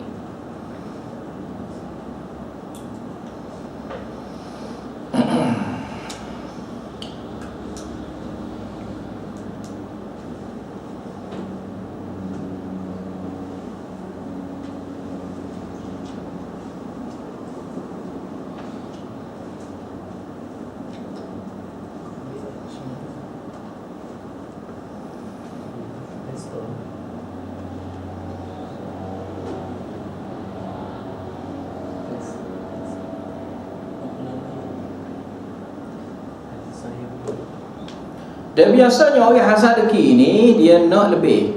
Dia nak lebih pada orang. Maka irtibat sininya maknanya dia nak lebih ilmu. Dia nak lebih ilmu. Dia bukan nak ilmu tu sekadar tu saja, dia nak ilmu dia tu lebih. Mana dia belajar tapi dia nak ilmu yang dia dapat tu nak lebih. Nak lebih pandai lah. Nak lebih pandai. Kalau dia belajar dengan mana-mana ustaz, dia naknya kepandaian dia tu melebihinya ustaz. Tak ada. Sama ada sama, setara ataupun lebih. Lebih pandai. Sebab bila kita belajar ni sebenarnya ni menambah kepandaian kita kan. Kita belajar dengan ustaz ni, kita tambah lagi ilmu kita. Kita belajar dengan ustaz tu, kita tambah lagi ilmu kepada kita. Maka tu akan jadi lebih. Dia panggil jadi lebih. Maka irtibat ni adalah satu, kita buat satu perkara betul, naknya jadi ilmu tu ilmu lebih. Kepandaian kita dalam bab kemahiran kita ataupun kebijaksanaan kita yang kita dapat tu dalam bab agama ni lebih. Lebih tu bukan tak masuk lah. Lebih tu masuk lah. Dia lebih tak akan jadi kalau tak masuk gelah. Tak masuk gelah dia nak lebih ke mana? Lebih tak masuk gelah. Kalau rai tu, dalam hadiri tu Rai. Kita ingat dulu, lebih pada 3 hari ustaz akan panggil, mari sini. Kata kenapa awak nak hari 3 hari? Tak ada ustaz, pening lah, tidur lah, apalah. Tak apa, ambil saing dengan mudir. Pergi dengan mudir kata, mu 3 hari tak lepas. Kena gantung jamiah. Gantung jamiah kena tawah. Tawah maknanya mulai alih lah. Mulai alih masuk pejabat. Ustaz nak ngaji, hari ni pergi nak ngaji. Dia tengok kita, dia watak saya. Pergi dekat-dekat seminggu, baru dia kata, okey, saing, bolehlah masuk kelas. Boleh masuk kelas, tapi bila-bila buat pula, kena. Tu pun habis kena popek, dengar, tak ada gitu ya. Tak ada dengar apa semua tu, masuk kelas. Yang payah nak masuk kelas. Nak masuk kelas tu kena minta, kena ada surat. Kita nama daftar ada. Kena gantung kelas. Sebab 3 hari tak masuk. Bukan 3 hari tak masuk, kerana kedatangan lewat saja. Sebab baca nama hadirin, kita baca, ustaz akan baca sebelum start kelas. Dia akan panggil nama Salahuddin, Abdullah, ini, Ali, Muka, siapa nama dia panggil, nama soal kan. Siapa habis semua tu. Setiap orang kalau sebut nama, ya hadir, dia kata Salahuddin, lebaik, lebaik. Panggil ni, Apoy, lebaik, dia kena lebaik. Orang ni panggil nama tu, lebay. Yazid apa? Lebay. Tapi bila panggil nama Yazid senyap dekat, dia pun tanda rai. Rai itu mana rai? Bila rai, kita pun selepas pada tu kita pun sapa masuk kelas. Dia sapa masuk kelas, dia tengok kita tu kena diri tu. Masuk lewat, dia buat tak tahu. Dia buat tak tahu, kita kena berdiri. Lepas diri tu sapa habis lah, di sejak lah diri lah. Lepas habis kelas tu, kita dah minta start tanda hadir lah. Buat tak layak, kena ngepek dah. Jadi lepas pada tu esok silap gitu juga lebih kurang. Kali ketiga lebih kurang gitu juga. Tak ada, kena pergi pejabat. Dia buat payah, dia sengaja buat payah. Tak sengaja ni dia kata, kau nak ngaji sangat. Kalau mau nak ngaji, mari awal lah. Apa pertama lagi lewat. Kata masuk awal dia kata. Kita pun apa iyalah salah saya lah ustaz. Gini macam-macam lah kita punya alasan. Ni kita buat surat ni. Kita buat surat. Selepas buat surat kita kena pergi jumpa satu orang ustaz. Ustaz tolong tasdik. Tasdik apa? Dia pun baca. Tahu masuk kelas gini dengar tanda telinga. Lepas tu dia pun sign. Okey, lain kali jangan buat. Dia pun sign. Sign dia kata dia ada tulis situ. Budak ni mari jumpa saya, dia minta syafaat lah. Minta syafaat. Jadi tolong pertimbangkan. Gitulah lebih ayat dia tu. Jadi kita tengok surat tu. Sedap dah tu. Gitu kita kata tak sedap lagi. Kita pergi jumpa Timbalan Mudi. Timbalan Mudi nampak galik-galik sikit kita jumpa dia. Ni ada ni ustaz ni sign dah sebenarnya kali ni. Dia kata nak masuk kelas. Mana tak ni masuk kelas. Apa ni? Oh kerana gini. Apa lah begini dah masuk kelas lah. Apa ni? Tengok ya ustaz ya ustaz maafkan kata maafkan dia pun sign apa semua. Pas sign kena cek pula. Pergi tengok kat Kerani ni orang sign dah ni. Cek. Lepas cek barulah jumpa Mudi. Mudi tengok jauh lagi dia tengok. Terus jauh tu. Selagi dia tak mari tak pergi. Dia buat tak tahu. Dia tengok buat tak tahu. Kita duduk situ dekat sejah duduk situ. Orang lain mulai alik masuk lah ke apa ada kerja. Ada last sekali, kau main sini. Dia kata, iterau.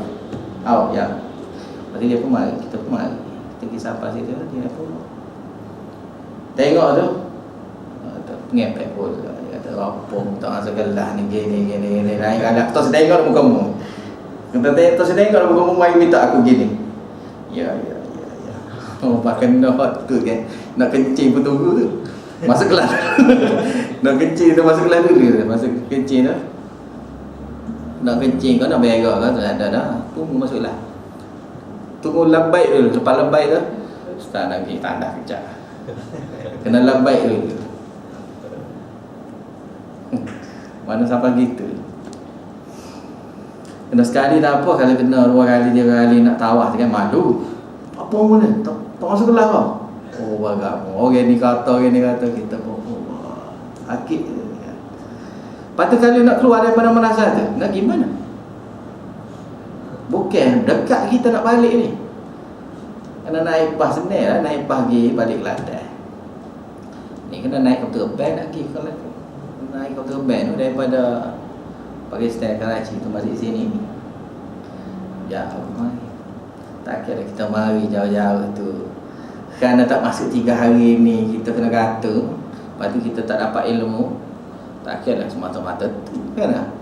Maka last kali pun kita kata tepat subuh. Dulu kita gini, sekarang lebih baik. Aku dulu kayaknya sekarang ya. Dia kena gitulah. Dia belajar pun gitu. Dia ikhtibar. Bagi ikhtibar betul ilmu yang kita nak ni. Kita nak ilmu tu lebih. Kalau nak sikit apa semua orang nak lebih apa. Kan semua orang nak lebih. Duit semua orang nak lebih. Kan. Orang kita ambil maya pun lebih air semaya. Air wudu kan. Ambil air tu. Air tu kerum. Pasal lah. Mandi pun pasal kerum. Selagi tak puas tu, gitu pasal. Jadi orang Melayu kita, jadi manusia. Jadi suka pada lebih. Kita semua ni tak cukup dengan sikit tu juga kita nak lebih.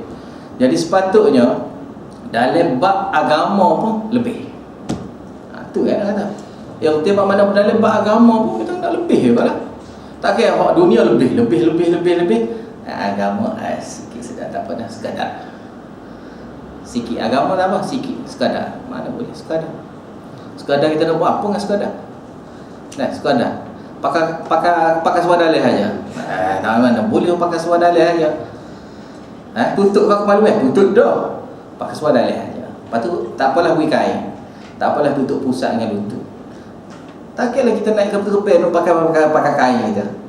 Mana kita nak sempurna. Maka ilmu kita nak pun sempurna juga. Baju seperti mana baju kita pun nak pakai baju sempurna. Jadi sempurna paling kurang ada seluar, ada baju. Mana sempurna. Jadi kalau kita belajar sekadar saja, mana seumpamanya kalau kita dalam bab ilmu, bab dunia kan, kita hanya pakai seluar saja. Gija lagi kata gimana-mana pun kita pakai seluar. Jumpa bawah pun, relax gitu. Pakai seluar.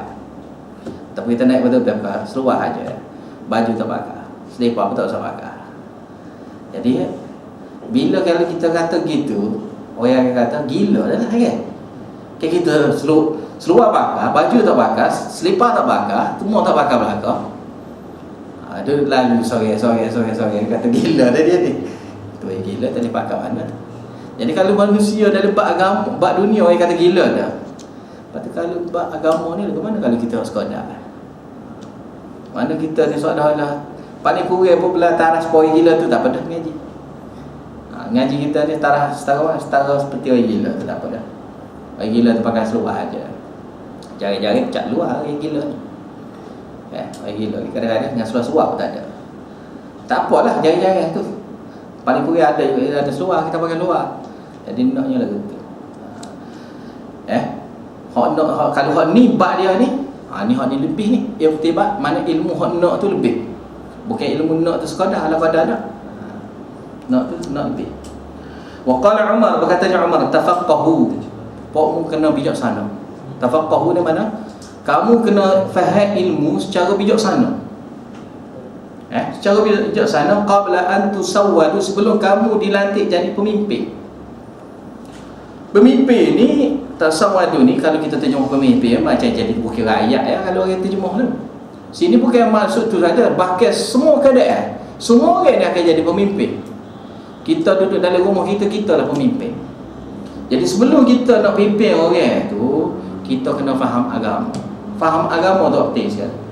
Jadi katanya Umar radhiyallahu anhu, tafaqahu qabla an tusawwad.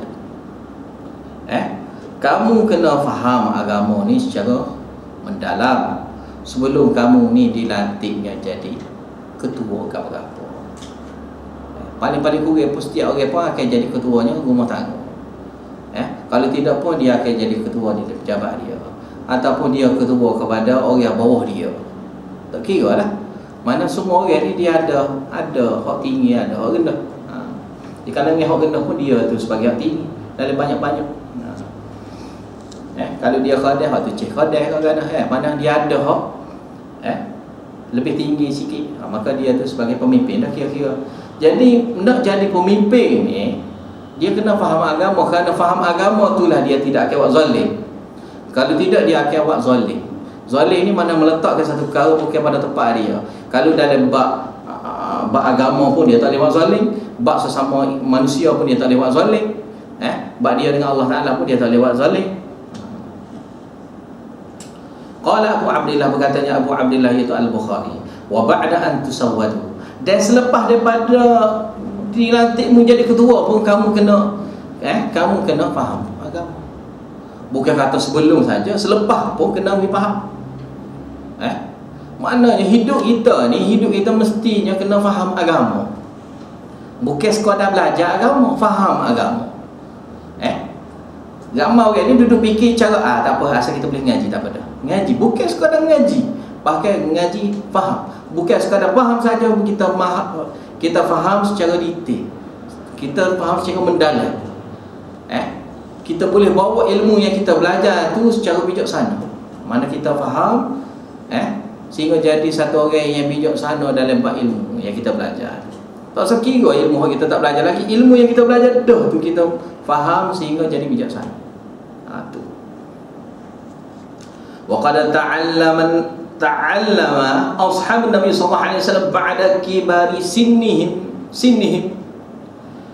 Alasan Imam Bukhari mengatakan selepas pada mu jadi pemimpin mu kena faham agamanya. Kenapa? Sahabat-sahabat Nabi dia kata, benar-benarnya sahabat-sahabat Nabi sallallahu alaihi wasallam ni radhiyallahu anhum, mereka ni belajar.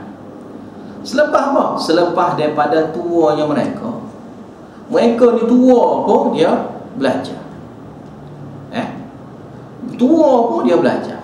Bukan kata belajar ilmu agama ni mesti kena orang muda kan tak. Bila tua ni kita kata benar lah, otak benar lah, otak karat lah, otak kerah, lidah kerah lah, tak macam-macam kerah, habis kerah kan semua. Bahkan sahabat-sahabat Nabi ni orang tua-tua. Berapa mana di kalangan sahabat-sahabat Nabi orang yang tua-tua. Ia belajar Al-Quran, faham Al-Quran. Belajar hadis daripada Nabi, dia faham hadis daripada Nabi. Kita naknya belajar kita tu tahapnya siapa? Faham. Kita fahamnya secara mendalamnya ilmu yang kita belajar. Sebab tu sahabat bila dibacakan hadis, kita akan jumpa banyak hadis yang sama sahabat memberi perhatian 100%-nya dengan perkataan Nabi. Kita tengok hadis mana panjang pun hadis. Tapi kenapa sahabat boleh ingatnya satu-satu perkataan? Kerana dianya telitinya. Perkataan daripada Nabi sallallahu alaihi wasallam dia teliti. Dia teliti tengok, dia dengar tu dengan penuh perhatian. Dengan mendalamnya dia nak pada ilmu tu. Maka dengan itulah dia dapat. Ilmu itulah dia dapat. Walaupun dia tua. Bukan semua sahabat muda-muda. Hak tua ramai mana hak tua? Sahabat-sahabat yang tua. Habis itu ya.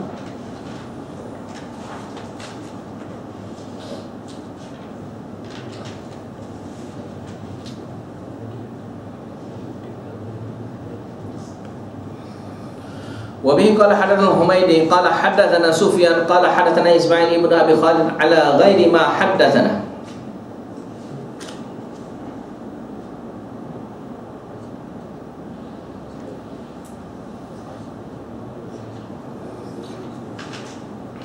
ما حدثناه الزهري قال سمعت قيس ابن أبي حازم قال سمعت عبد الله ابن مسعود قال قال النبي صلى الله عليه وسلم لا حسن إلا في اثنتين رجل آتاه الله مالا فسلطه على هلكته في الحق ورجل آتاه الله الحكمة فهو يقضي بها ويعلمها.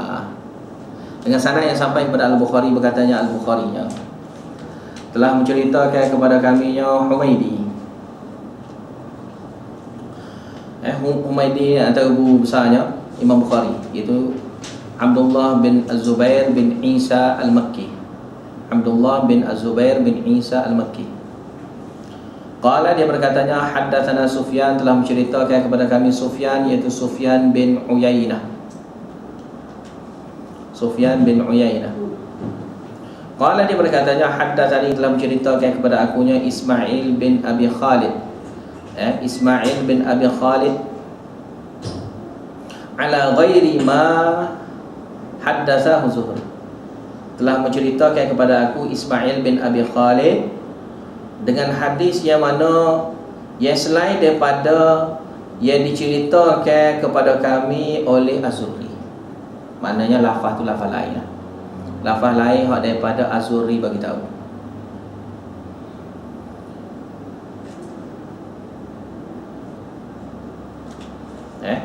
Daripada Az-Zuhri, iaitu Az-Zuhri itu Muhammad bin Muslim bin Syihab.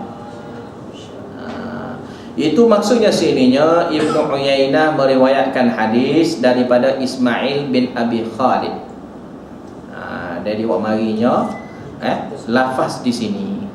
Dan daripada Az-Zuhri dia buat keluar situ lafaz ya lain. Mana ada lafaz yang berbeza. Imam Bukhari ni kenapa dia bagi tahu gini? Imam Bukhari dia banyak menitik berat tentang lafaz hadis. Lafaz hadis ni jika lafaz tu kata gitu, dia utamakan lafaz itu. Bukan dia nak dia tak sukanya melafazkan hadis secara makna. Sebab tu kita kena ajar cara kita pun gitu ya. Jangan kita mudah sangat melafazkan hadis ataupun tafsir Quran, terjemah Al-Quran, kita terjemah bahasa Melayu. Oh, dalam Al-Quran dia kata ini dengan nama Allah Ta'ala. Kita kata gitu. Tak, kita kena sebut dalam Quran ada sebut bismillah. Jadi kena sebut perkataan itu. Kita kata dalam Quran ada sebut Iqra' bismi rabbikal ladzi khalaq. Kena sebut perkataan itu. Selepas tu baru terjemah. Bukan dengan kata hendak dalam Quran ada sebut hendaklah kamu membaca. Tak boleh gitu. Dengan nama Rabb kamu. Kita terjemah saja. Tidak disebutnya perkataan lafaz asal. Salah. Ataupun kita salat Allah Maha Besar. Allah Maha Besar. Betul dah? Betul. Tapi lafaz lain. Bila lafaz lain, ni adalah tidak diterima. Lafaz ini tidak diterima. Bukan cara sebenar. Lafaz ini lafaz tidak sebenar. Lafaz sebenar mesti sebutnya Allahu Akbar. Tak kira kita Cina ke, kita masalah ke, kita Hindu ke, kita apa India ke, kita Pakistan ke mana ke, tak kira kita kena sebut Allahu Akbar. Tadi kita ubah dengan kata Allah Maha Besar. Kalau Allah buat barah. Allah buat barah. Buat barah tadi sebut gitu, mana kena sebut Allahu Akbar. Tadi kita kata Allah Maha Besar, Allah Maha Besar.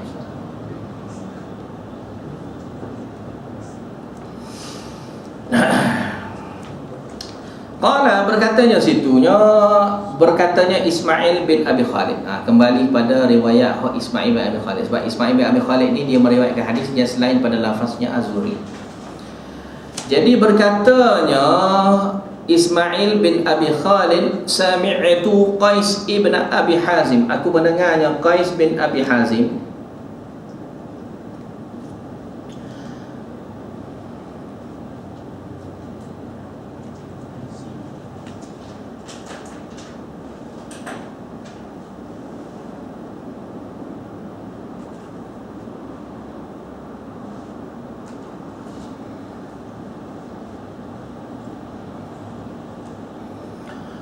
Qala dia berkatanya sami'tu Abdullah bin Mas'ud, aku mendengarnya Abdullah bin Mas'ud qala berkatanya qala Nabi sallallahu alaihi wasallam, berkatanya Nabi sallallahu alaihi wasallam, la hasada illa fitnatain, tidak bolehnya berhasad mereka berhasad pada dua jenis orang.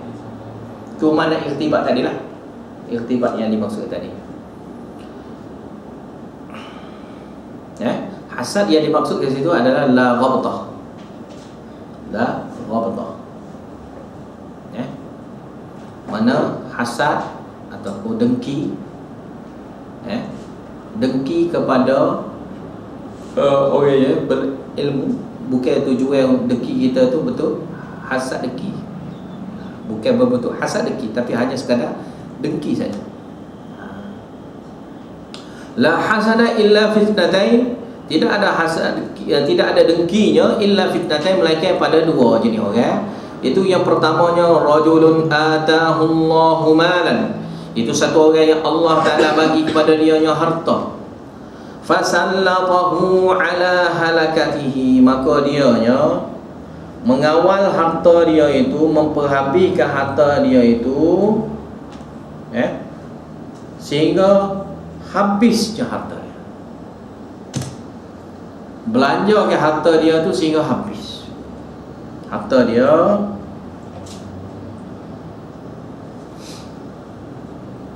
fil haq, dalam bab kebenaran. Apa saja benda kebenaran? Benda hak, benda mendatangkan kebenaran, mana bukan benda kebatilan. Sebab ada juga. Sebab kalau kita tidak berhabiskan harta kita untuk benda kebenaran, maka akan jadinya ke arah kebatilan ataupun ke arah benda yang sia-sia. Wa rajulun atahu Allahul hikmah, dan satu orang lagi nya orang yang Allah Taala bagi kepada dia nya ilmu hikmah. Mana ilmu secara mendalamnya dia tu. Fa huwa yaqdi biha wa yu'allimuha. Yang mana satu orang tu memahami ilmu tu secara hikmahnya situ, dia menetapkan keputusan, dia memberi keputusan berdasarkan ilmu itu, wa yu'allimuha, dan dia ajar orang pun berdasarkan ilmu tu. Mana keputusan hukum, kalau orang tanya hukum, dia akan jawab berdasarkan ilmu dia. Begitu juga dalam bab ajar pun dia akan ajar ilmu berdasarkan ilmu dia. Dua orang lagu ni bolehnya kita deki. Kita boleh deki. Sebab dua-dua ke arah kebaikan. Satu ke arah sanggup korbannya untuk benda kebenaran, untuk jalan kebenaran. Al-haq ni mana apa saja bentuk jalan kebenaran, jalan kebaikan, semua sekali itu dia perhabiskan harta dia tu untuk tu. Maka orang lagu ni bolehnya kita deki pada dia. Sebab deki kita ni bukan deki untuk kita apa dak, kita nak buat sama-sama dengan dia, ataupun kita nak buat lebih daripada dia. Kita nak buat tu lebih pada dia. Mana tahap pengorbanan kita tu nak lebih daripada orang. Barulah dipanggil ni hasad di sini. Dan satu lagi, orang yang Allah Ta'ala bagi ilmu yang dalam pada dia, kemahiran dalam bab ilmu agama, dia berhukum dengan ilmu agama dia itu, dia diajar orang pun dengan ilmu agama. Orang gini boleh juga kita dengki, tapi dengki kita dengan cara masuklah, dengan cara masuklah belajar, dan kita faham molek, teliti molek perkataan-perkataan. Selepas pada balik ngaji, baca pula. Sebab belajar ni kena ingat, belajar hadis mesti balik baca. Mesti balik baca. Jangan balik rumah tu kita pun tutup ni erti. Tak kira erti. Nak faham, nak erti, lepas balik ni kena baca. Mesti kena baca. Kita kena belajar. Kita belajar ni sebenarnya ni cara, kena bentuk cara yang mestilah kita belajar. Takkanlah kita belajar tu balik rumah nak tidur, nak apa semua. Tak apa, kita belajar banyak dah, lepas tu tidur lah. Belajar banyak dah, lepas tu depok kena kopi saja, tak apa dah. Lepas tu ilmu mari datang sendiri, rekod itu. Dah. Kita balik rumah, kita pun balik tengok balik. Satu. Lepas bila balik tengok satu-satu, maka kita akan jumpanya perkataan yang kita tak ada jawapan. Lepas tak ada jawapan tu, kita pun barulah tanya ustaz, baru ni yang belajar tak faham, perkataan ni tak faham. Tak ada lagi pelajar saya yang belajar sini ni tanya. Tak ada. Sebab ramanya faham belaka dah, mahir belaka dah, bijaksana belaka dah, dapat ilmu dah. Tak apalah, Allah tak suka. bijaksana dah. Dah bijaksana dah, tak apa dah lah, belajar pun balik otak komputer kan, semua yang dengar tu tuk masuk tu macam kita bawa pendrive tu masuk. Pun download tu masuk dalam kepala. Yang ni bijaksana semua dah. Jadi sebab tu kita balik, kita kena tengok, mesti kena tengok. Lepas kena tengok, kita kaji, ni hukum ni. Jadi daripada situlah kita akan makin faham. Bukan kata belajar hadis saja, belajar Quran sama ya. Belajar Quran balik kena boleh kaji. Mesti boleh kaji. Takkanlah kita nak makan sekali je semua hidup kita. Esok pun nak makan. Hari ni kita makan nasi sama ke tak? Nasi sama. Esok kita nak makan nasi sama. Nasi sama kita nak makan pun esok. Bukan tak esok, petang ni nak makan pula dah nasi. Jadi kalau nasi pun kita nak makan benda yang sama, kita nak hari-hari kerana keperluan kita pada nasi. Keperluan kita pada nasi kita nak sama. Tapi lauk lain-lain. Nasi sama, lauk lain-lain. Nak pelbagai. Jadi makna kehidupan kita pun hari-hari kita nak benda tu. Jadi kita dalam bab ni pun sama, kita balik tengok. Saya ingat pelajar saya yang duduk di madrasah tu, kalau sehari dia tak baca tengok, Dia tak ingat dan dia tak boleh bagi tahu sikit apa. Sikit pun dia tak boleh tahu. Lepas tu kalau hadis yang belajar dia tak ingat pula. Kalau tak ingat, mesti dah tak boleh hurah. Mesti tak boleh hurah. Lepas tu kalimah makna tu tak ingat, tak faham, mesti tak boleh hurah. Maka kena ambil titik beratnya tuan. Perkataan saya bagi tahu tu. Detail dah tu, satu-satu perkataan tu. Maka tulis tanda. Sebab kitab kita ni tak ada terjemahan lagi. Kitab kita tak ada terjemahan. Mereka kena masuk kelas tulis. Kena masuk kelas tulis. Kitab ni pun tak ada jual di Malaysia. Tak ada jual hak cara Malaysia, tak ada. Maknanya edisi ni tak ada. Mereka edisi ni duduk di Pakistan mana. Jadi bila mari sini, edisi ni nak diterjemahkan. Kita bukan edisi yang Mesir, bukan kita edisi yang Beirut ke, edisi yang Arab Saudi ke, cetakan pokok dia tu bukan. Kita edisi yang Pakistan, India buat. Jadi edisi ini dengan cara yang sudah disahkan oleh ulama-ulama ya di India, di Pakistan, di mana cara tulisnya gini, susunannya gini, lafaz-lafaznya gini, ni saja lafaz dia. Sebab dalam naskah lain ada lafaz lain. Maka cara kita tanda sesuai dengan hal kita belajar. Jadi kalau kita tengok terjemahan, kadang-kadang terjemahan itu dia guna naskah mana. Jadi kita tak akan jumpa satu perkataan itu, tak ada. Saya pernah tengok yang dalam 2 ataupun 3 terjemahan Bukhari saya tengok. Saya tengok dalam itu tak ada pun terjemahan. Yang ada dalam ni. Dia tak terjemah langsung. Tak terjemah. Bila tak terjemah, bila masa itu nak faham, tak faham. Lepas tu saya dulu bila macam Bukhari ni saya nak ajar dia, lebih kurang 2-3 terjemahan saya tengok. 2-3 terjemahan saya tengok. Nak bolehnya kepada kita faham cara Imam Bukhari. Cara Imam Bukhari tu dengan tengok rujuk kitab terjemahan, tengok balik semua sekali tu, kita cek apa semua tu dengan hak ada tulis sini tu, kita boleh masuk. Buat kajian dulu 2-3 terjemahan. Lepas pada tu lah baru boleh tinggal terjemahan tu kita guna hanya yang Arab saja. Mana payah nak suruh terjemah satu-satu tu memang payah. Seorang ni mana sebenarnya ada berapa terjemahan dah? Satu pun tak ada. Saya kaji 2-3 terjemahan. Terjemahan yang edisi lain-lain. Ni cetakan orang ni buat, terjemahan orang lain. Orang ni yang ni buat cetakan orang lain. Yang ni buat cetakan orang lain pula buat. Terjemahan tak sama, semua tak sama semua. Yang dalam Android kan ada juga terjemahan dia. Edisi hak ni lain. Dengan ada yang saya ada edisi yang kitab 9 tu tak sama. Cara terjemahan dia tak sama.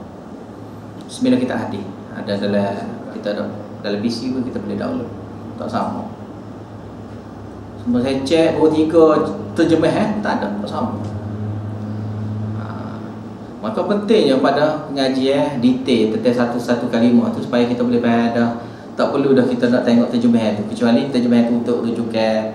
Okey, ada rujukan kita boleh tengok balik. Sebab sepatutnya sebelum masuk kelas sudah kita baca. Kita baca dah hadis yang kita nak belajar. Hadis yang kita nak belajar ni kita baca dah. Macam kalau kita nak masuk tu, kita kerak bawah belakang dah. Kita kerak bawah belakang dah. Ayat pun siap, kerak potong apa semua dah. Ataupun ayat tu biar dah dulu. Bersih siap dah. Berah pun ada dah. Tunggu masuk kelas tu kita cara nak tanda macam mana. Macam nak kerak bawah jenis macam mana. Kecil ke kerak dadu ke kerak anda kan. Baru masa tu kita tahu. Tapi paling kurang semua bahan tu kita ada dah.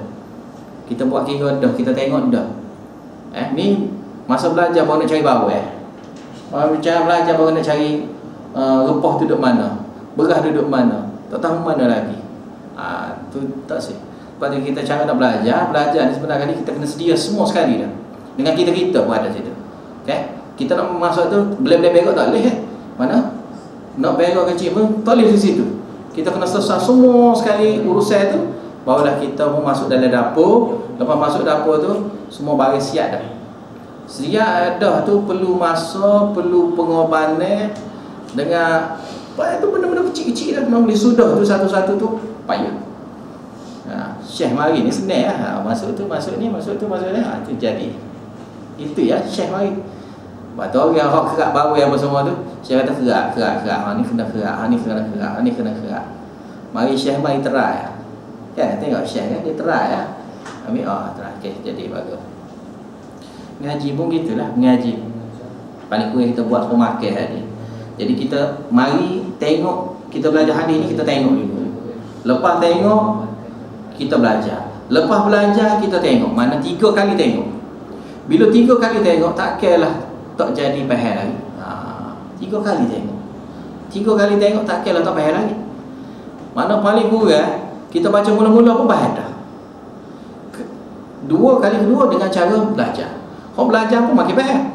Lepas pada tu kita kaji selidik pula. Bila kita kaji selidik pula, pakai bukit satu ilmu kita dapat, banyak lagi ilmu selepas pada kaji selidik.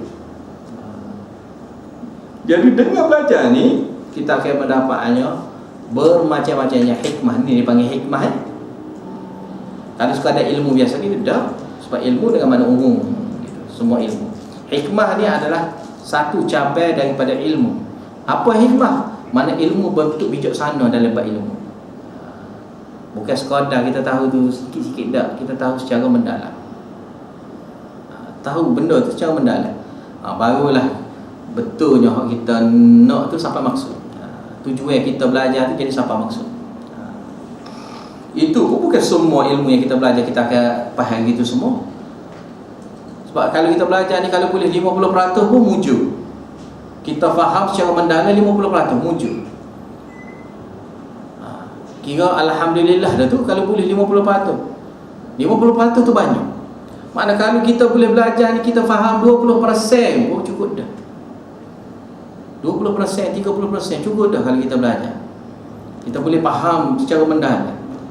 Sebab selepas pada tu dengan kita masuk, sentiasa masuk kelas tu, ya sikit sebanyak yang kita tak faham tu, ya dia akan tampung sehingga last sekali tu boleh jadi sampai habis.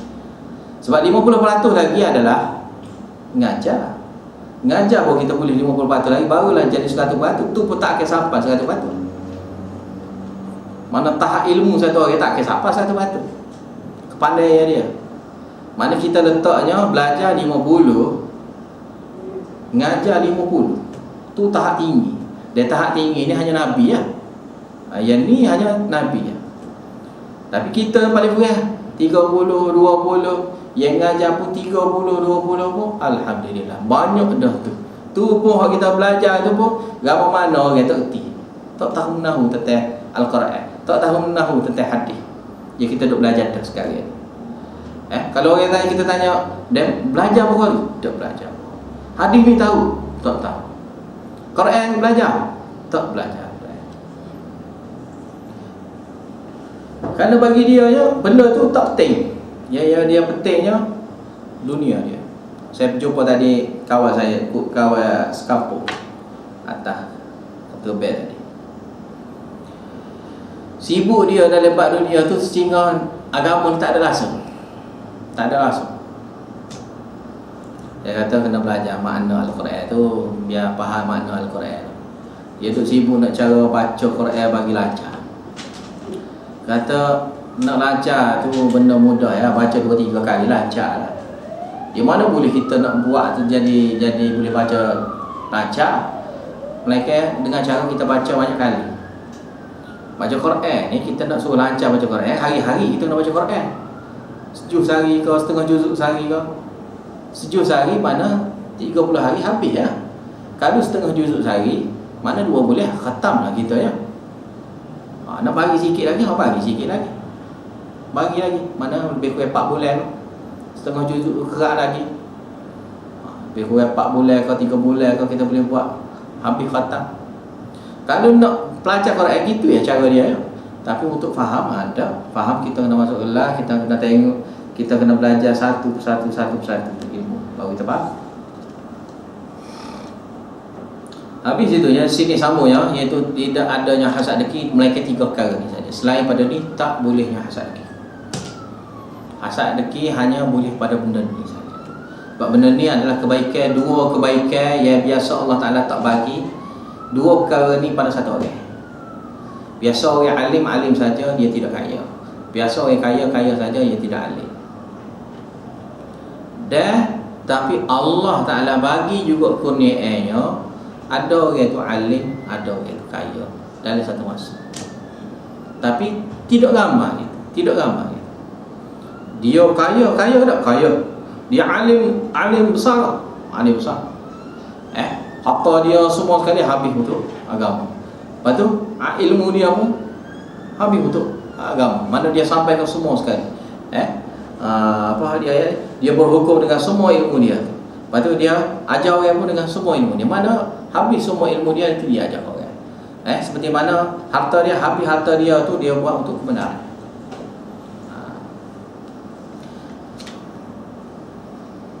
Habis itu ya, bab ma dzukira fi dihabi Musa fil bahri il Khadir. Bab sini nak terai tentang menyebutnya tentang pemergiannya Nabi Musa ke laut. Ilal Khadir, jumpanya dengan Nabi Khidir. Orang Melayu kita panggil Khidir lah. Tapi dalam lafaz hadis Khadir. Khadir. Bukannya Khidir. Orang kita kata Khidir. Khidir tu tahu bahasa Melayu gitu.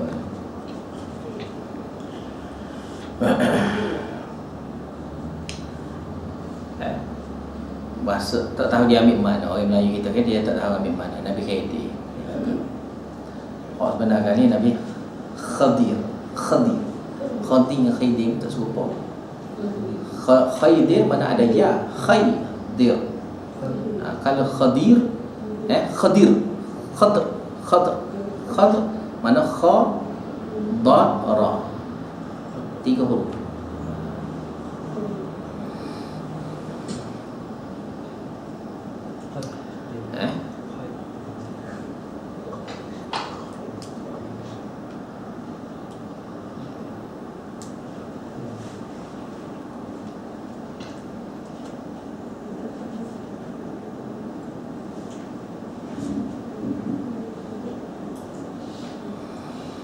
Dan cerita ni cerita masyhur.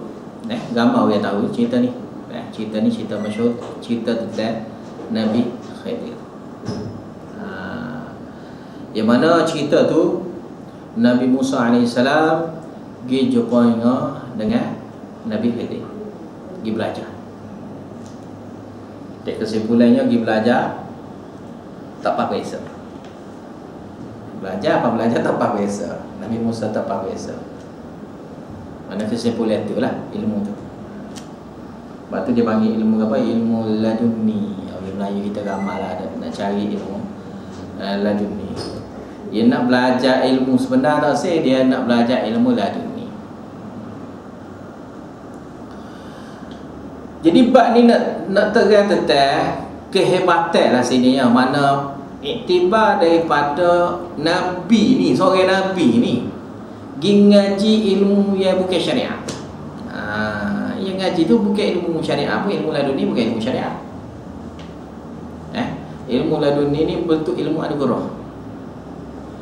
Nama lagi ilmu anugerah. Anugerah ni bila Allah Ta'ala bagi baru tahu, baru dapat. Kalau Allah Ta'ala tak bagi tak dapat. Bukan semua orang boleh. Sebab ilmu situ ilmu berbentuk anugerah. Ilmu bentuk anugerah ni boleh belajar ke? Mana boleh belajar ilmu anugerah? Anugerah Allah Ta'ala bagi. Orang ni pandai benda ni, pandai menukar lah, pandai apa tu, pandai apa ni.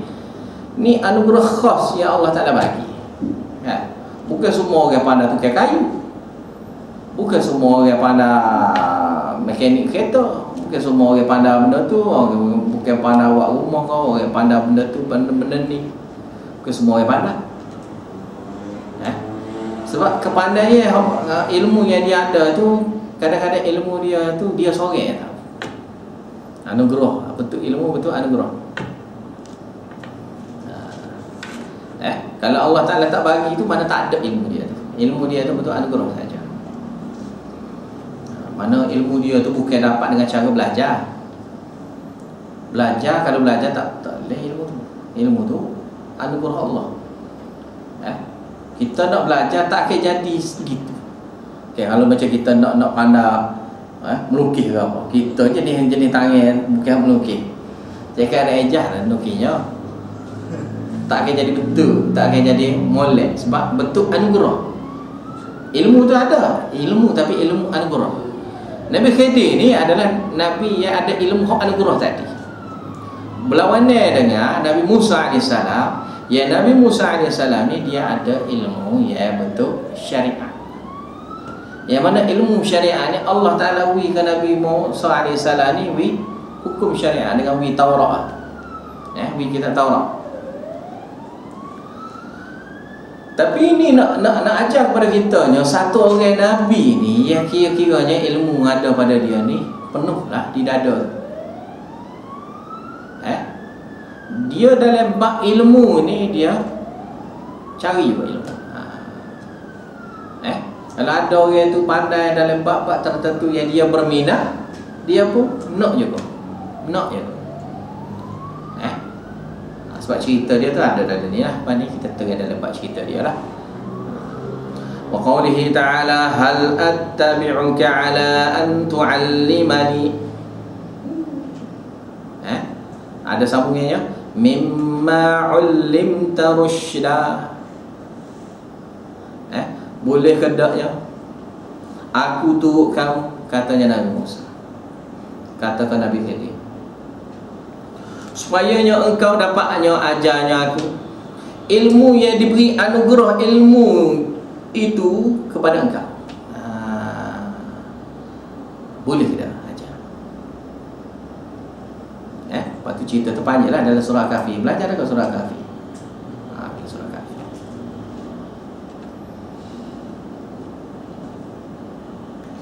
Ya, surah Kahfi ni ya banyak kelebihan. Sebab tu kalau surah Kahfi ni kita belajar tafsir surah Al-Kahfi sebenarnya kali tak tafsir surah lain tak apa. Sebab surah Al-Kahfi ni dia betul-betul ajar seolah-olah keseluruhan Al-Quran.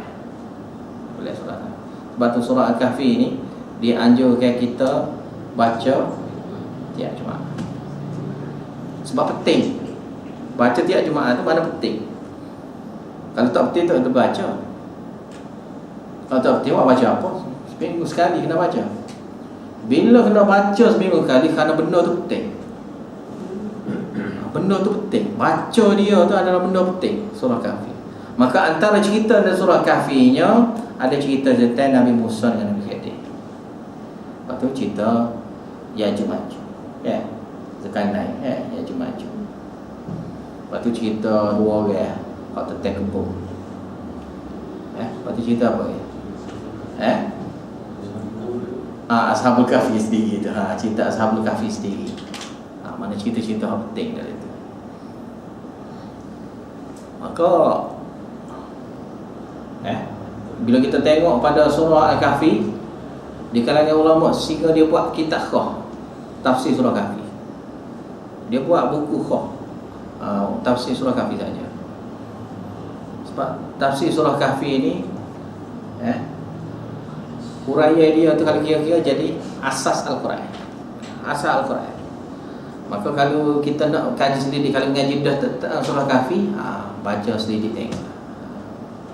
Baca sendiri tengok secara mendalam makna dia. Sebab saya mengajar dulu, saya mengajar masa mula-mula surah Kahfi, saya mengajar kita faham lain. Bila kita ajar kali kedua, faham lain. Bila ajar kali ketiga, faham lain. Bila ajar kali keempat, faham lain. Surah Kahfi itu yang pelik surah Kahfi. Kita faham kita tu faham lagu lain. Jadi batulah kalau boleh biar kalau belajar dah belajar dah tengok balik kaji sendiri makna dia. Tapi situnya wa bi qala hadatsana Muhammad ibnu Ghurair Az-Zuhri qala hadatsana Ya'qub ibnu Ibrahim qala hadatsana Abi an Salih yani ibnu Kaisan عن ابن شهاب حدثه أن عبيد الله ابن عبد الله أخبره عن ابن عباس أنه تمارى هو والحر بن قيس ابن حصن الفزاري في صاحب موسى. قال ابن عباس هو خضير. فمر بهما أبي بن كعب فدعاه ابن عباس فقال إني تماريت أنا وصاحبي. هذا في صاحب موسى الذي